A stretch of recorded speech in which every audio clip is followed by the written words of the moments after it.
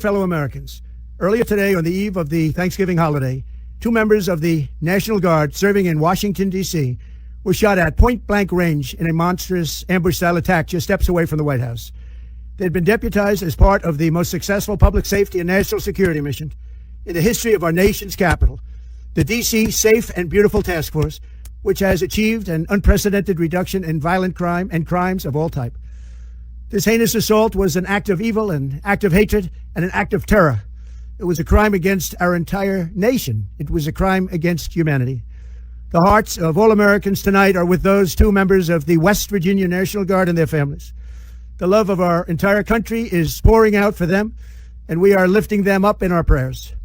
As we are filled with anguish and grief for those who were shot, we're also filled with righteous anger and ferocious resolve. As President of the United States, I am determined to ensure that the animal who perpetrated this atrocity pays the steepest possible price.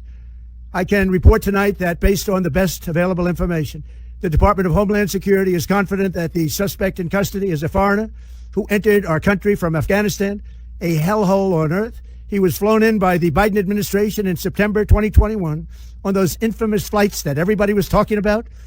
Nobody knew who was coming in. Nobody knew anything about it. His status was extended under legislation signed by President Biden, a disastrous president, the worst in the history of our country.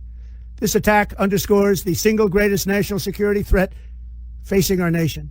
The last administration let in 20 million unknown and unvetted foreigners from all over the world, from places that you don't want to even know about. No country can tolerate such a risk to our very survival.